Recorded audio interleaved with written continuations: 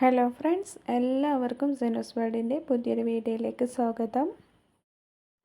ഇന്ന് വന്നിരിക്കുന്നത് വളരെ പെട്ടെന്ന് നമുക്ക് റെഡിയാക്കി എടുക്കാൻ പറ്റുന്ന ഒരു സിമ്പിൾ ബ്രേക്ക്ഫാസ്റ്റിൻ്റെ അതുപോലെ നമുക്ക് ഡിന്നറായിട്ടൊക്കെ ഉണ്ടാക്കിയെടുക്കാൻ പറ്റുന്ന ഒരു റെസിപ്പി ആയിട്ടാണ്.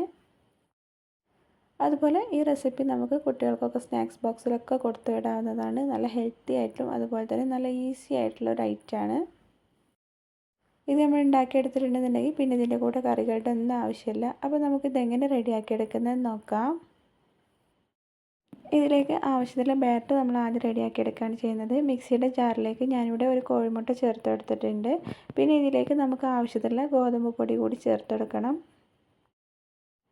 ഞാനിവിടെ ഒരു വലിയ ബോൾ നിറയെ ഗോതമ്പ് പൊടി ചേർത്തെടുത്തിട്ടുണ്ട്. ഇനി ഇതിലേക്ക് ആവശ്യത്തിലുള്ള വെള്ളം കൂടി ചേർത്ത് കൊടുക്കാം.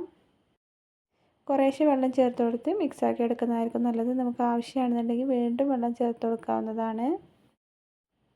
ഇപ്പോൾ ഇത് ഞാനിവിടെ ഒരു 3/4 കപ്പോളം വെള്ളം ചേർത്ത് കൊടുത്ത് നല്ലപോലെ തന്നെ ഒന്ന് അടിച്ചെടുത്തിട്ടുണ്ട്. ഇനി നമുക്കിതൊരു പാത്രത്തിലേക്ക് മാറ്റി കൊടുക്കാം.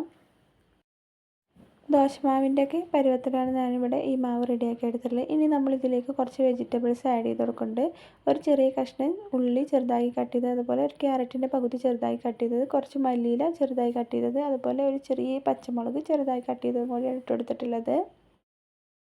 കുട്ടികൾക്കൊക്കെ ഉണ്ടാക്കി കൊടുക്കുന്ന സമയത്ത് നമുക്ക് വേണമെന്നുണ്ടെങ്കിൽ പച്ചമുളകൊക്കെ ഒഴിവാക്കാവുന്നതാണ്. നമ്മുടെ ഇഷ്ടത്തിനനുസരിച്ച് എന്തൊക്കെ വെജിറ്റബിൾസ് ഉണ്ടോ അതൊക്കെ ഇതിലേക്ക് ചേർത്ത് കൊടുക്കാം.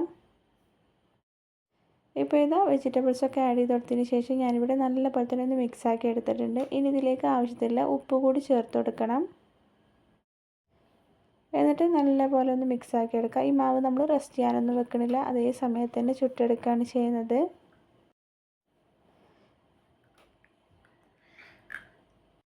ഇപ്പോൾ ഇതാ നമ്മുടെ ദോശ ചുട്ടെടുക്കാനുള്ള പാനൊക്കെ നല്ലപോലെ ചൂടായി വന്നിട്ടുണ്ട്. ഇനി നമുക്കതിലേക്ക് ഒരു 2 തവി മാവ് ഒഴിച്ചു കൊടുത്ത് ഇതുപോലെ നല്ലപോലെ തന്നെ ഒന്ന് ചുറ്റിച്ചെടുക്കണം.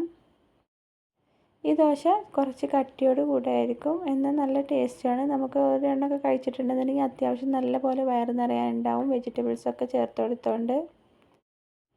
ഇനി നമ്മളിത് തിരിച്ചും മറിച്ചിട്ട് കൊടുത്ത് നല്ലപോലെ തന്നെ വേവിച്ചെടുക്കണം. അതിൻ്റെ കൂടെ നമ്മൾ കുറച്ച് ഓയിലും കൂടി സ്പ്രെഡ് ചെയ്ത് കൊടുക്കുകയാണെന്നുണ്ടെങ്കിൽ നല്ലതായിരിക്കും. നെയ്യ് കയ്യിലുണ്ടെന്നുണ്ടെങ്കിൽ അത് ചേർത്ത് കൊടുത്താലും മതി. അപ്പോൾ കൂടുതൽ ടേസ്റ്റും ആയിരിക്കും, അതുപോലെ നല്ല ഹെൽത്തിയാണ്.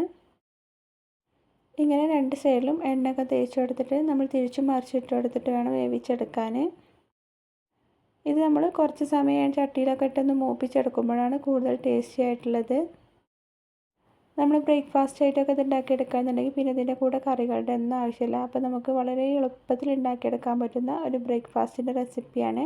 അതുപോലെ നമുക്ക് ഡിന്നറായിട്ട് ഉണ്ടാക്കിയെടുക്കാം. കുട്ടികളുടെ സ്നാക്സ് ബോക്സിലൊക്കെ കൊടുത്തേക്കാം, വളരെ ഈസിയാണ്.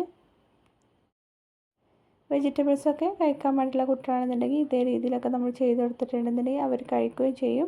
എന്നാൽ നല്ല ഹെൽത്തി ആയിട്ടുള്ള ഒരു ബ്രേക്ക്ഫാസ്റ്റും ആയിരിക്കും.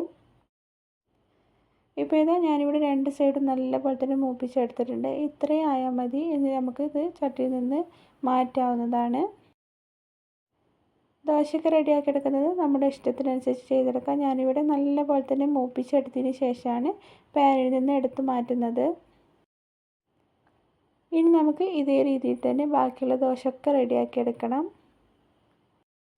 അപ്പോൾ ഇതുവരെ ഇങ്ങനെ ദോശ ഒന്ന് ട്രൈ ചെയ്ത് നോക്കാത്തവരാണെന്നുണ്ടെങ്കിൽ എന്തായാലും ഒന്ന് ട്രൈ ചെയ്ത് നോക്കണം. വളരെ ഈസി ആയിട്ട് നമുക്ക് റെഡിയാക്കി എടുക്കാൻ പറ്റുന്ന ഒരു സിമ്പിൾ റെസിപ്പിയാണ്. നിങ്ങൾ ട്രൈ ചെയ്ത് നോക്കിയിട്ട് നിങ്ങളുടെ ഫീഡ്ബാക്ക് കമൻറ്റ് ബോക്സിൽ അറിയിക്കുകയും ചെയ്യണേ. വീഡിയോ ഇഷ്ടപ്പെട്ടാൽ ലൈക്ക് ചെയ്യുക, നിങ്ങളുടെ ഫ്രണ്ട്സിനും റിലേറ്റീവ്സിനൊക്കെ ഒന്ന് ഷെയർ ചെയ്ത് കൊടുക്കുക.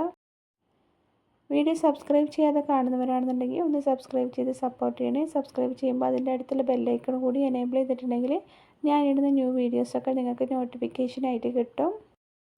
ഇനി ഇതുപോലുള്ള നല്ല ഹെൽത്തി ആയിട്ട് അതുപോലെ നല്ല സിമ്പിളായിട്ടുള്ള റെസിപ്പി ആയിട്ട് വരുന്നതാണ്. വീഡിയോ ഇഷ്ടപ്പെടണമെങ്കിൽ ലൈക്ക് ചെയ്യണേ. അതുപോലെ തന്നെ നിങ്ങളുടെ ഫീഡ്ബാക്ക് കമൻറ്റ് ബോക്സിൽ അറിയിക്കുകയും ചെയ്യണേ. വീണ്ടും നല്ല റെസിപ്പി ആയിട്ട് വരുന്നതാണ്. Thanks for watching.